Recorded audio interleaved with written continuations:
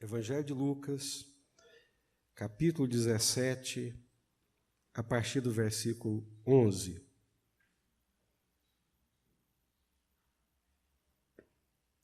Os irmãos encontraram? De caminho para Jerusalém, passava Jesus pelo meio de Samaria e da Galiléia. Ao entrar numa aldeia, saíram-lhe ao encontro 10 leprosos, que ficaram de longe e lhe gritaram, dizendo: Jesus, mestre, compadece-te de nós. Ao vê-los, disse-lhes Jesus: Ide e mostrai-vos aos sacerdotes. Aconteceu que, indo eles, foram purificados.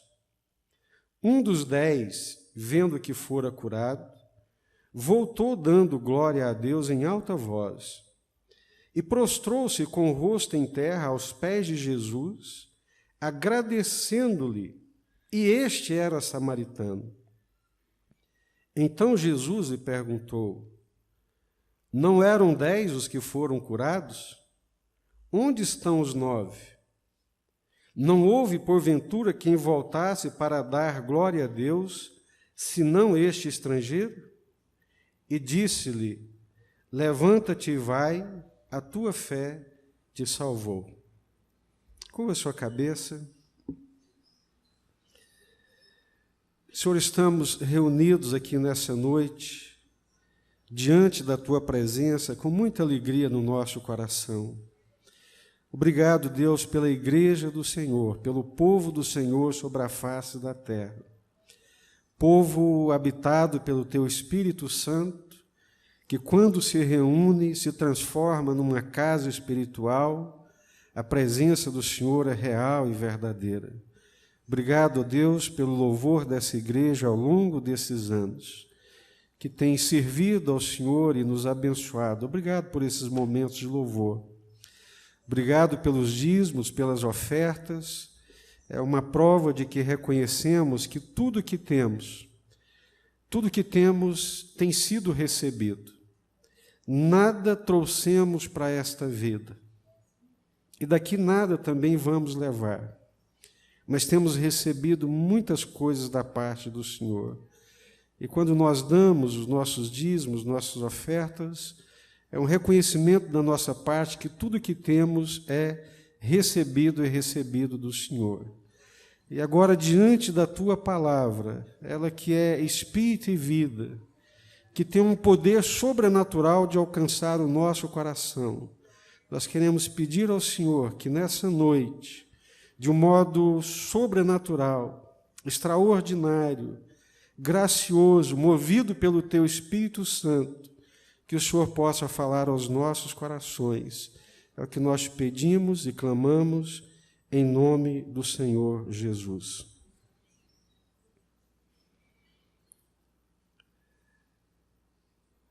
Poucas coisas são tão tristes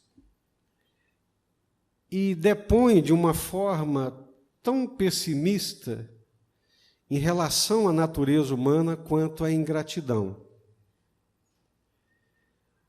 Não tem nada que depõe mais contra nós, seres humanos, do que esse sentimento, essa postura, essa maneira de ser e de agir que nós chamamos de ingratidão.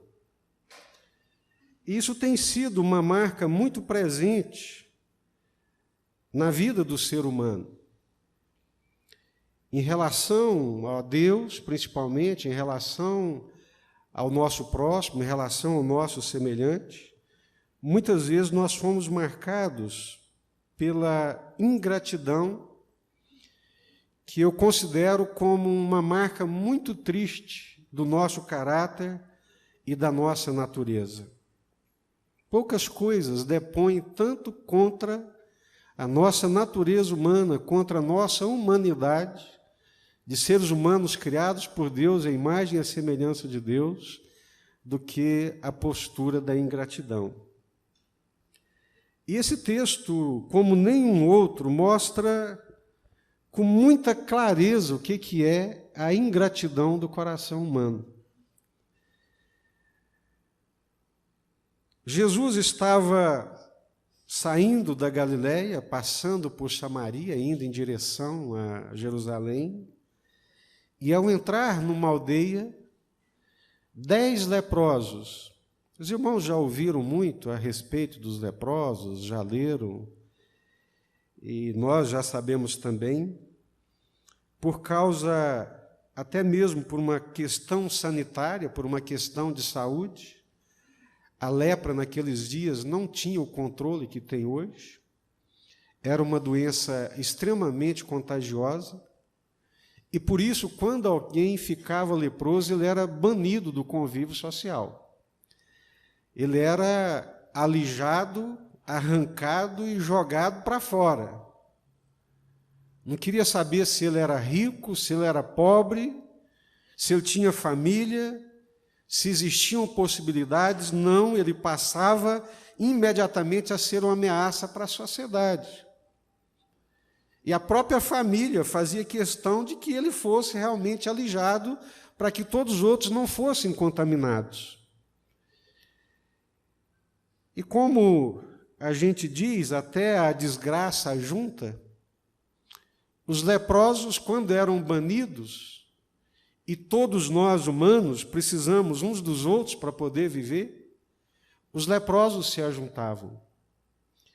A desgraça, a miséria, o banimento, a rejeição, ajuntavam aqueles leprosos e eles formavam comunidades horrendas de leprosos.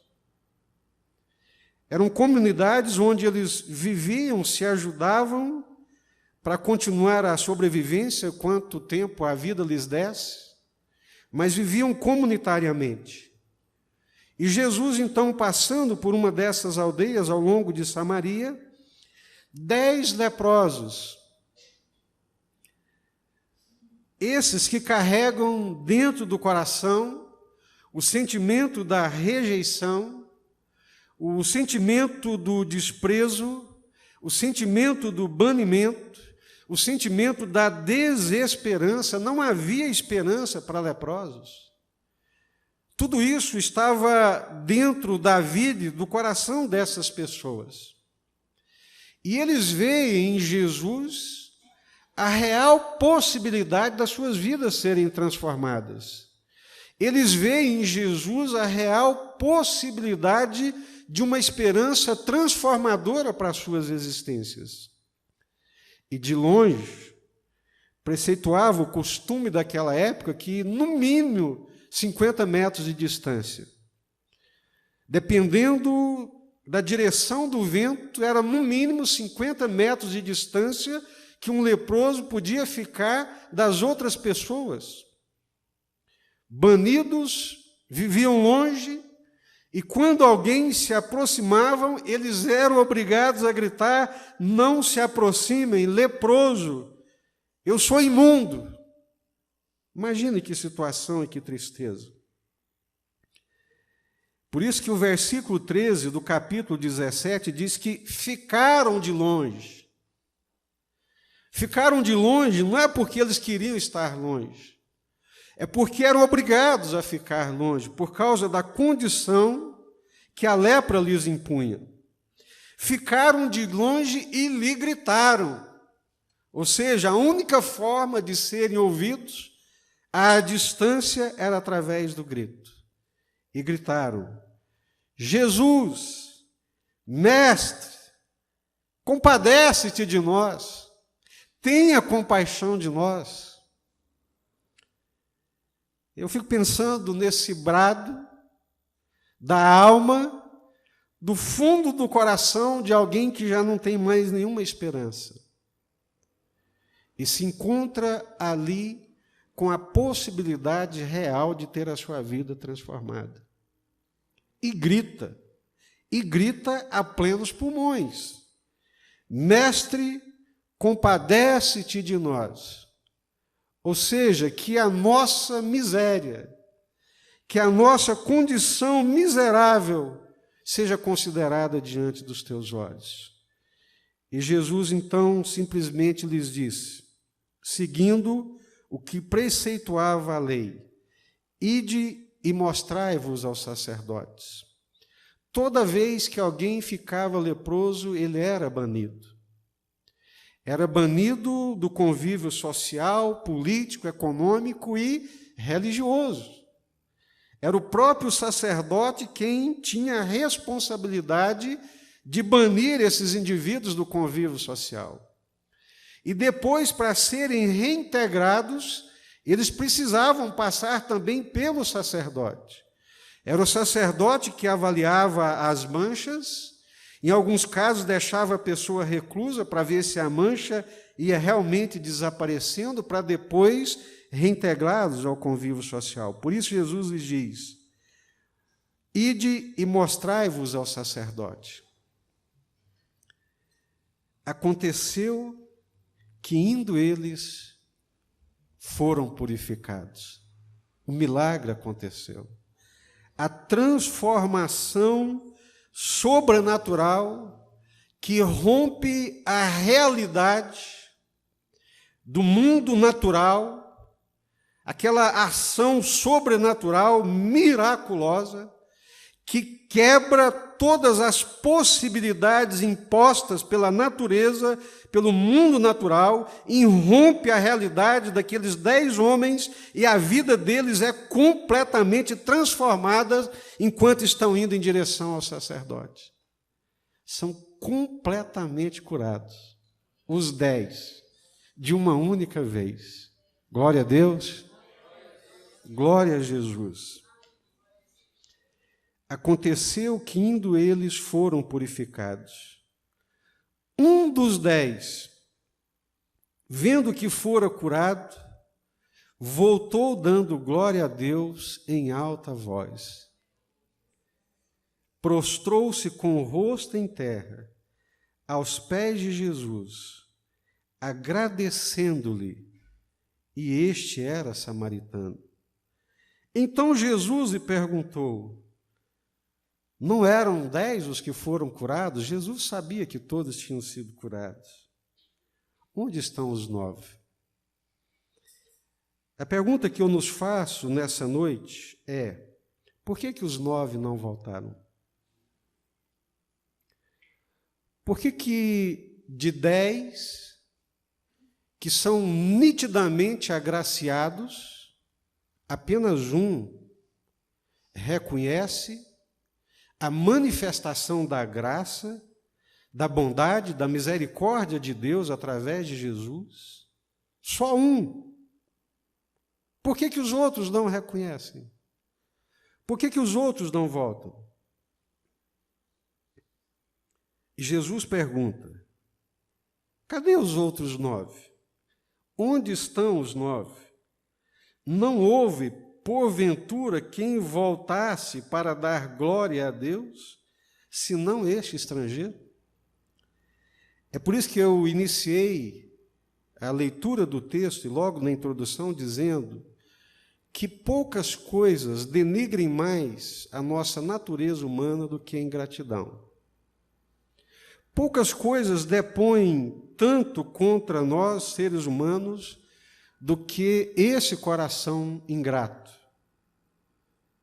Gente, o que aconteceu na vida desses homens foi uma revolução. É quase que impossível de se imaginar o milagre extraordinário realizado na vida deles. Imagine aquele pai de família que foi banido do convívio da sua família, que não podia ver os seus filhos crescer, voltando de volta para casa, sendo recebido no seio da família, longe daquela comunidade de leprosos, deitando na sua cama, tomando um banho quentinho, recebendo um prato de comida, um abraço, um beijo dos seus filhos. Algo extraordinário aconteceu na vida deles. Mas por que eles não voltam? Por que somente um volta? O que pode explicar a ingratidão?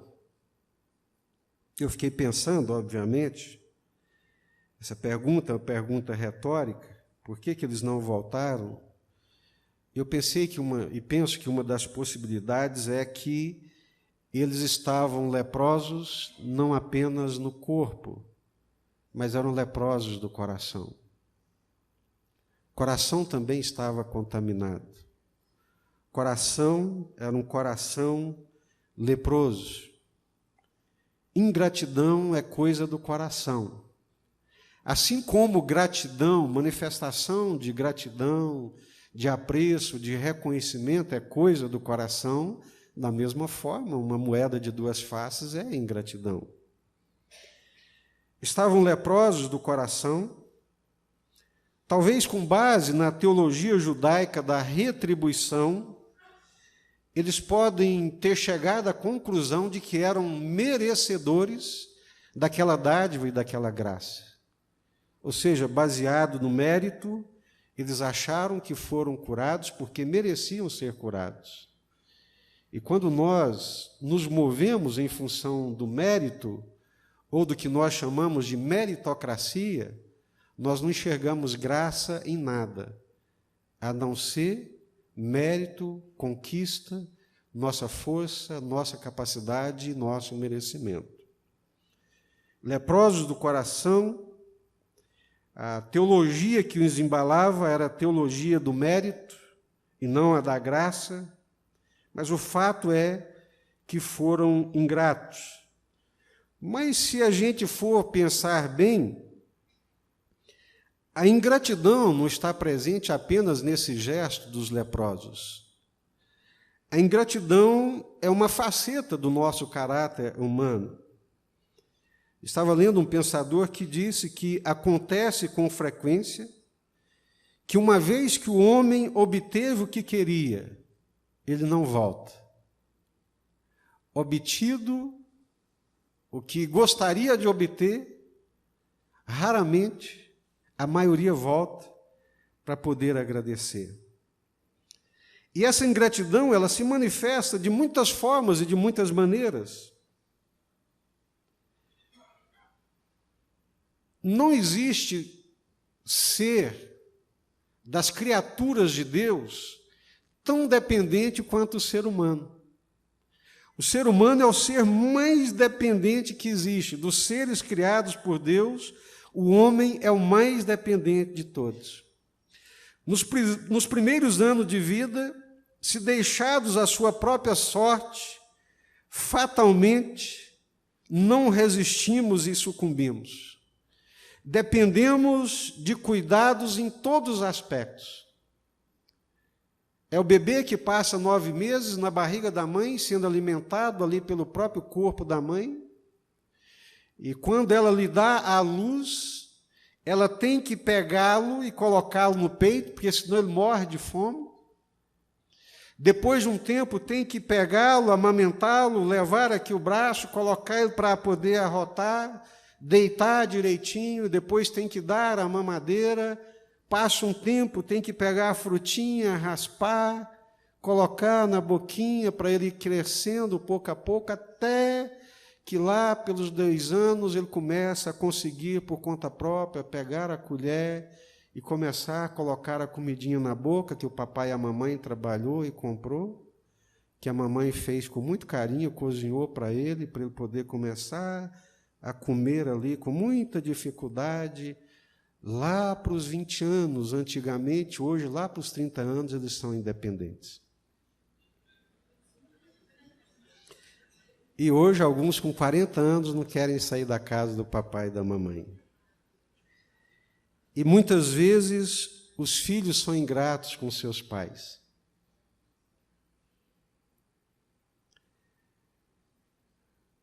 Muitas vezes os filhos não conseguem enxergar, e isso é dureza de coração, o quanto dependeram dos seus pais. Eu falo isso como filho. Não estou pensando nisso como pai, porque, graças a Deus, os meus filhos nos reconhecem, nos respeitam de uma forma muito carinhosa e eu diria que até caridosa. Mas eu falo isso pensando na minha mãe. Hoje, aos 50 anos de idade, depois de muitas noites perdendo o sono com os meus filhos, depois das grandes dificuldades enfrentadas para lhes oferecer aquilo que eu mesmo não tive, eu consigo lembrar da minha mãe e ter um coração cheio de gratidão pelas renúncias que ela fez a nosso favor. E por causa da pobreza, renúncias extremamente dolorosas, renúncias de subsistência, sem falar em outras renúncias que a vida lhe impôs e que ela encarou com galhardia para poder nos dar uma formação moral que, graças a Deus, mesmo meus irmãos não sendo crentes, têm uma boa formação moral, graças aos esforços da minha mãe. Mas muitas vezes os filhos são ingratos com seus pais. E a gente percebe essa ingratidão à medida que os pais vão envelhecendo.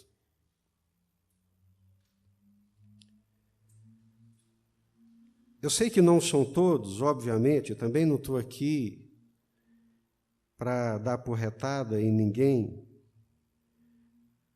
mas para expor biblicamente essa faceta negra do nosso caráter e da nossa natureza humana. De que muitas vezes nós não conseguimos olhar para os nossos pais, às vezes alguns sofreram com os pais, mas não conseguimos enxergar as coisas boas que deles recebemos para desenvolver um coração grato. Às vezes preferimos nos alimentar muito mais com as amarguras das dores sofridas do que com o regozijo de um coração grato por todo o bem que nós recebemos. A vida é feita de coisas boas e de coisas ruins. A vida é feita de venturas e de desventuras.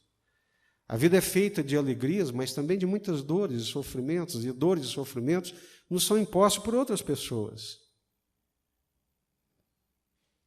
Muitas vezes os filhos são ingratos com seus pais, e hoje de manhã nós lemos aqui na Palavra de Deus que nos últimos tempos, uma das características dos últimos tempos seria exatamente a marca da desafeição e da ingratidão dos filhos para com seus pais. Muitas vezes nós somos ingratos com os nossos semelhantes. Um patrão que nos empregou, alguém que nos abriu a primeira porta de trabalho, que nos deu a primeira chance da gente botar a cara para fora e começar a aprender alguma coisa. E a gente se alimenta da raiva, se alimenta da insatisfação, se alimenta do sofrimento e não consegue, em momento algum, enxergar bondade num gesto de uma porta que foi aberta num momento muito crucial da nossa vida. Isso depende do coração. Isso depende do estado do coração e da perspectiva, da forma como nós enxergamos as coisas. Parece-me que é mais fácil, e até a proporção aponta para isso, de 10, 9 tomam o caminho da ingratidão. Apenas 1 é uma proporção muito pequena de quem permite que a gratidão invada ali o coração. E o pior de tudo, era de quem menos se esperava. Esperava que judeus, filhos de Abraão, conhecedores de Deus, vivendo debaixo da aliança e da graça de Deus, tivessem um coração mais grato. Mas é exatamente o samaritano, o discriminado, o rejeitado, do qual se dizia coisas terríveis, inclusive que era endemoniado. Mas é o samaritano que apresenta gratidão no coração. Tem algumas coisas que são extremamente marcantes para a vida e nós aprendemos com isso. Eu não consegui entender verdade, e é até uma forma de confissão. Eu não consegui entender, mas hoje eu entendo. Por que meu sogro, todo final de ano, chegava a época do Natal, ele ia ao mercado, comprava as melhores coisas que ele não tinha dentro de casa, em termos de cesta de Natal, fazia uma cesta de Natal extraordinária, com coisas boas, o melhor panetone, vou dizer assim, o melhor presunto, fazia uma cesta extraordinária e levava para o homem de quem ele arrendou terras quando chegou aqui em Anápolis. Ele arrendou a terra, pagava pelo arrendamento, pagava bem, trabalhava feito um burro. Eu não conseguia entender como é que todo ano ele ainda tinha a capacidade de fazer uma cesta daquelas para levar para aquele homem, que era muito rico, por sinal. Depois eu fui entender. Ele pagava pela terra, mas foi aquele homem que lhe arrendou a terra, que lhe permitiu trabalhar naquela terra que não era dele, e que através daquele trabalho suado naquela terra lhe deu condições de sustentar os seus 7 filhos. Enquanto viveu, ele carregou no coração a gratidão por aquele homem que lhe arrendou, que lhe cobrava e que ele pagava por aquela terra arrendada. E ele fazia isso, ele não era crente naquela época. Mas é coisa do coração. Tem gente que não consegue perceber a graça de morar numa casa, mesmo sendo uma casa alugada. É um teto que o cobre, ele passa a vida amaldiçoando aquela casa, o dono, o proprietário, o aluguel que ele paga, e quando sai, deixa a casa completamente destruída. Que alma escura! Que coração negro! Que falta de entendimento, de gratidão!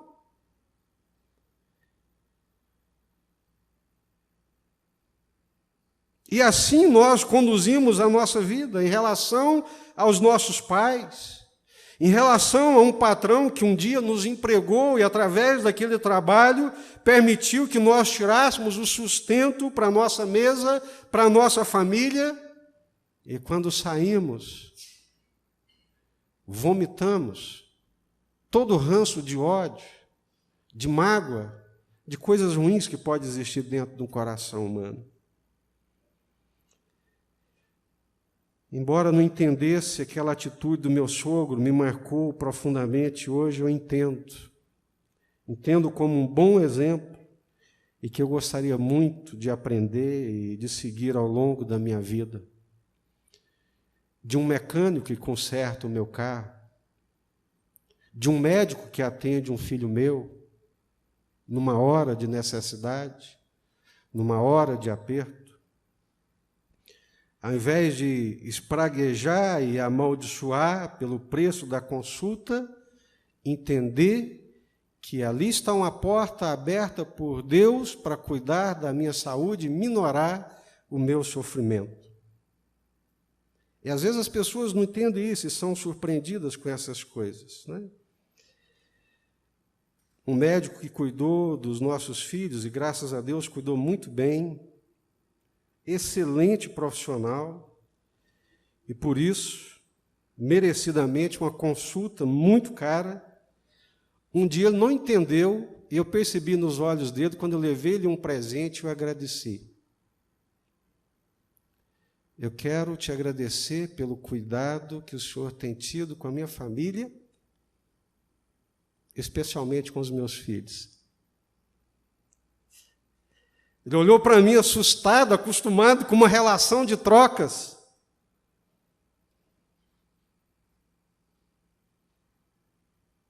Pensando que talvez aquilo fosse uma atitude cooptadora para obter preços menores nas próximas consultas, sei lá. Mas eu sei que ele ficou profundamente assustado a princípio. Mas mesmo sendo um médico extremamente famoso e reconhecido, às vezes me encontra, outro dia me encontrou no aeroporto em Goiânia, viaja pelo mundo inteiro, a hora que me viu, parou para poder me cumprimentar. Você por aqui? O que você está fazendo aqui nesse aeroporto, hora dessas?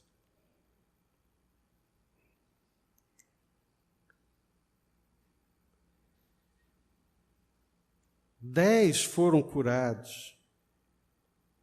Apenas um volta.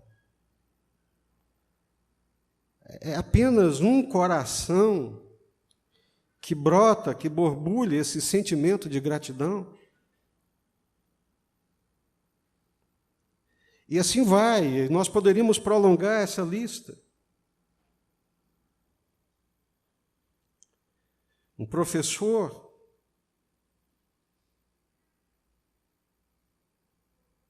que te possibilitou ser quem você é em termos profissionais, que gastou parte da vida dele para te oferecer um conhecimento que primeiro ele teve que labutar e quebrar a cabeça para obtê-lo e te entregou de mão beijada. Em alguns casos você teve que pagar por isso. Mas o que Jesus ensina para nós é que as nossas relações são muito mais do que relações de trocas. Coração grato e cheio de gratidão não é uma relação de eu pago e você me dá o que eu quero.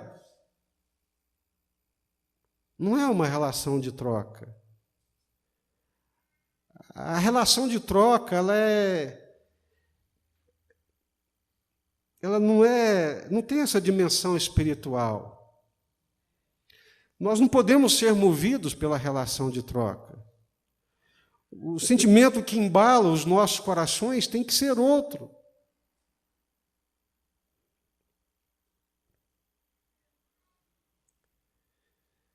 Muitas vezes nós somos ingratos com a igreja, somos ingratos com os nossos irmãos em Cristo, mas não é de estranhar se somos ingratos com os nossos pais, se somos ingratos com os médicos que nos tratam, com o cirurgião que cura a nossa dor e que nos ajuda. Muitas vezes somos ingratos com a igreja, com os nossos irmãos em Cristo, extremamente exigentes e rigorosos com os nossos irmãos em Cristo. Ao invés de sentir gratidão, alegria a Deus pela vida deles, somos tomados muitas vezes de um sentimento de amargura, de amargor dentro da alma e dentro do coração. E, consequentemente, somos ingratos com Deus. Esquecemos da bondade de Deus com muita facilidade. Sua presença, seu conforto, seu consolo e seu cuidado. Eu sei que muitas dessas coisas acontecem no arrobo da nossa juventude, mas eu espero que com o passar dos dias e com o entendimento de Deus, o nosso coração seja quebrantado. E que esse sentimento de gratidão que houve no coração daquele leproso curado possa brotar dentro do nosso coração também.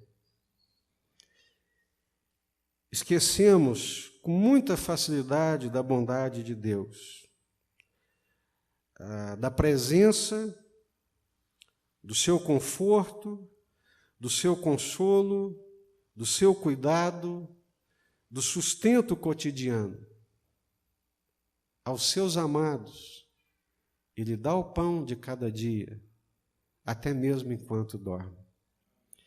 Inútil é trabalhar até altas horas da noite, levantar de madrugada, se arrebentar, comer pão com dor, porque aos seus amados ele dá o pão de cada dia, até mesmo enquanto eles dormem.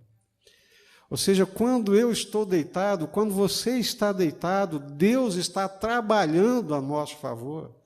Esse termo está escrito na palavra de Deus, lá em Isaías: Deus trabalha a favor dos seus. Mas nos relacionamos com Deus muitas vezes com base na desconfiança. Eu queria ter tido no meu coração, e Deus sabe disso, muito mais cedo, o sentimento que hoje invade o meu coração da certeza de que Deus não fica devendo nada para ninguém. E a certeza também que Deus não estraga a vida de ninguém. Nós podemos nos lançar nas mãos de Deus, na vontade de Deus, na palavra de Deus, para fazer o que a palavra de Deus nos ensina de todo o nosso coração, com todas as nossas forças, porque Deus não vai estragar a nossa vida. Infelizmente, eu estrago a minha vida. Infelizmente, longe de Deus, da vontade de Deus, dos preceitos de Deus, da orientação de Deus, eu estrago a minha vida, mas Deus nunca estragou e jamais estragará a vida de quem quer que seja. Não existe uma pessoa que se entregou a Deus, que trabalhou para Deus, que viveu com Deus, que fez a vontade de Deus, que andou no caminho de Deus com todo o coração, que vai encerrar os seus dias amargurado, adoecido no coração, reclamando de Deus. Não vai. Porque Deus nunca estragou a vida de ninguém. Nunca, nunca, nunca. Podemos amá-lo, podemos obedecê-lo, e podemos viver de acordo com a sua vontade, sem reservas, com toda a entrega da nossa alma e do nosso coração. Mas com muita facilidade nos esquecemos do conforto que a presença de Deus traz, da segurança que a presença dele nos dá, dos livramentos que Deus traz para a gente a cada dia, a cada momento. E muitas vezes nos esquecemos que ele nos amou tanto, de tal maneira, que entregou o seu único filho, unigênito, para morrer numa cruz por nós. Se esse ato de amor de Deus, que foi entregar o seu filho numa cruz, a pior morte, a mais vexatória, a mais vergonhosa, a mais dolorosa, a mais fragilizadora, se esse ato de Deus de não poupar o seu único filho, não comover e constranger o nosso coração do seu amor, eu acho que mais nada o fará. Se a convicção do amor de Deus em Cristo Jesus não encher o nosso coração de gratidão a Deus, mais nada o fará. Jesus, mestre, compadece-te de nós. Nunca fui leproso.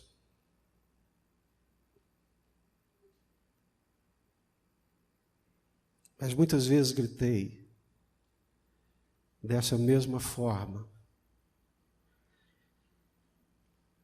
Talvez nunca tenha vivido o que eles viveram, mas em alguns momentos de angústia profunda da minha alma, gritei como esses leprosos: Mestre, compadece-te de mim. E à semelhança dos leprosos, pude ouvir a voz de Jesus: segue, vai, caminha. E o milagre aconteceu, a graça se manifestou, a ação de Deus, de uma forma ou de outra, aconteceu, porque está escrito: Deus faz todas as coisas cooperarem para o bem daqueles que o amam. Eu acredito que um dia todos nós gritamos assim. Eu acredito que talvez hoje nós estejamos gritando dessa forma. Acredito que se nós fôssemos contabilizar, muitas coisas recebemos da parte de Deus. Mas acredito também que muitas vezes nós estamos agindo como os 9 leprosos. Ingratos a Deus, ingratos aos pais, ingratos aos amigos, ingratos àqueles que um dia nos estenderam a mão, nos socorreram, minoraram a nossa dor. Que Deus mude o nosso coração. Eu queria te convidar a abrir a sua Bíblia para a gente encerrar no Salmo 103.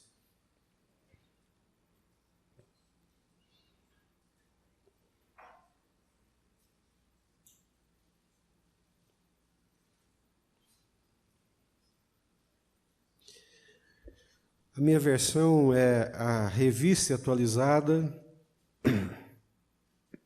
Salmo 103. Mesmo que a sua não seja, eu gostaria que todos nós lêssemos juntos os versos 1 e 2. 103, todos encontraram? Vamos lá? Bendize, ó minha alma, ao Senhor, e tudo o que há em mim, bendiga o seu santo nome. Bendize, ó minha alma, ao Senhor, e não te esqueças de nenhum só de seus benefícios. Amém? Vamos ler novamente, mais forte. E você, só um pouquinho, você vai trazer ao seu coração o sentimento do leproso que voltou. Gratidão a Deus. É Ele quem perdoa os nossos pecados. É Ele quem sara das nossas enfermidades. É Ele que coroa de graça e de misericórdia a nossa velhice. Vamos lá? Bendiz, ó minha alma, ao Senhor, e tudo que há em mim, bendiga o seu santo nome.